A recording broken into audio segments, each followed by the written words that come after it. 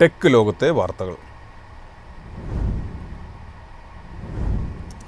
സെപ്റ്റംബറിൽ credit card ചെലവുകൾ 23% വർദ്ധിച്ചതായി റിപ്പോർട്ട്. ഇത് 2.17 ട്രില്യൺ രൂപയായി ഉയർന്നു. 2020 ശേഷമുള്ള ഏറ്റവും ഉയർന്ന നിരക്കാണിത്.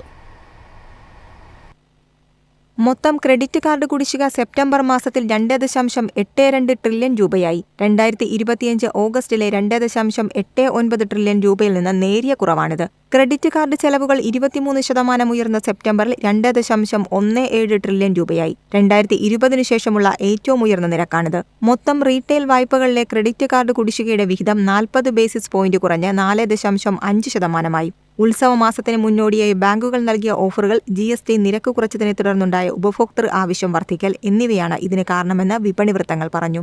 സെപ്റ്റംബറിൽ ക്രെഡിറ്റ് കാർഡ് വിപണിയിൽ സ്വകാര്യ മേഖലാ ബാങ്കുകൾ 74.2% വിഹിതത്തോടെ തങ്ങളുടെ ആധിപത്യം നിലനിർത്തി. പൊതുമേഖലാ ബാങ്കുകൾ അവരുടെ വിഹിതം 18.4% നിന്ന് 21.2% വർദ്ധിപ്പിച്ചു.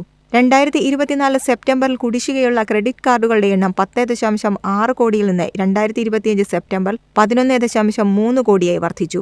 മൊത്തം റീറ്റെയിൽ വായ്പകളിൽ ക്രെഡിറ്റ് കാർഡ് കുടിശ്ശിക ബാലൻസുള്ള വിഹിതം സെപ്റ്റംബറിൽ ഒരു വർഷം മുമ്പത്തെ 4.9% നിന്ന് 4.5% കുറഞ്ഞു. News desk MyFin TV.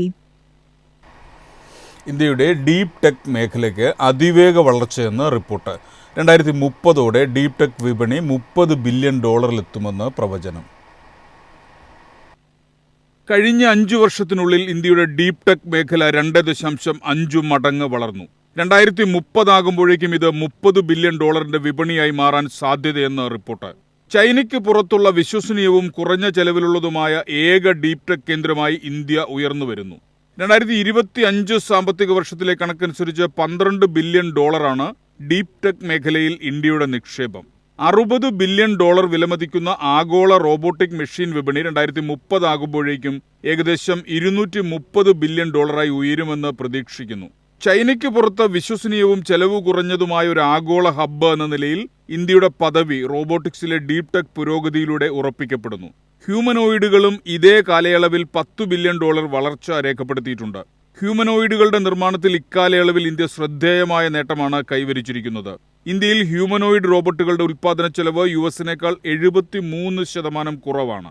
AI-യുടെ വളർച്ചയാണ് ഈ മേഖലയ്ക്ക് സംഭാവന നൽകിയ ഏറ്റവും പ്രധാനപ്പെട്ട ഘടകം. ഇന്ത്യയുടെ പ്രതിരോധ ഡീപ് ടെക് മേഖല വളർച്ചയുടെ പാതയിലാണ്. ഈ മേഖലയിൽ വൻ നിക്ഷേപമാണ് വരും കാലങ്ങളിൽ ഇന്ത്യ പ്രതീക്ഷിക്കുന്നത്. News desk MyFin TV. 189 രൂപയുടെ പ്രീപെയ്ഡ് പ്ലാൻ എയർടെൽ നിർത്തലാക്കി. എയർടെല്ലിൻ്റെ കുറഞ്ഞ അൺലിമിറ്റഡ് പ്ലാനിന് ഇനി 199 രൂപ നൽകണം.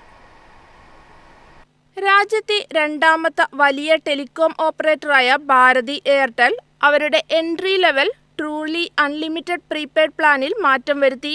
നേരത്തെ ലഭ്യമായിരുന്ന 189 രൂപയുടെ പ്രീപെയ്ഡ് പ്ലാൻ എയർടെൽ നിർത്തലാക്കിയതായാണ് റിപ്പോർട്ട്. ഇതോടെ എയർടെൽ വരിക്കാർക്ക് ഇനി ലഭിക്കുന്നതിൽ ഏറ്റവും കുറഞ്ഞ നിരക്കുള്ള ട്രൂലി അൺലിമിറ്റഡ് പ്ലാൻ 199 രൂപയുടേതായിരിക്കും. ഭാരതി എയർടെല്ലിന്റെ അൺലിമിറ്റഡ് പ്ലാനുകൾ ഇപ്പോൾ ആരംഭിക്കുന്നത് 199 രൂപ റീചാർജിലാണ്. ഈ പ്ലാനിൽ അൺലിമിറ്റഡ് വോയിസ് കോൾ, ദിവസവും 100 SMS, കൂടാതെ 28 ദിവസത്തെ വാലിഡിറ്റിയിൽ ആകെ 2GB ഡാറ്റ എന്നിവ ലഭിക്കും. 2GB ഡാറ്റ പരിധി കഴിഞ്ഞാൽ 1 MBക്ക് 50 പൈസ നിരക്കിൽ തുക ഈടാക്കും. ഇതിനു പുറമെ എയർടെല്ലിന്റെ ഹലോ ട്യൂൺസ് കൂടാതെ 12 മാസത്തേക്ക് പെർപ്ലക്സിറ്റി പ്രോ AI സബ്സ്ക്രിപ്ഷൻ എന്നിവയും ഈ പ്ലാനിൽ ഉൾപ്പെടുന്നു. 199 രൂപ കഴിഞ്ഞാൽ 219 രൂപയാണ് അടുത്ത പ്ലാനിന്റെ വില.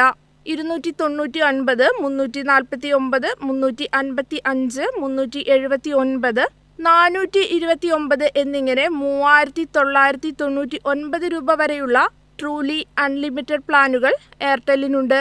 News desk MyFin TV.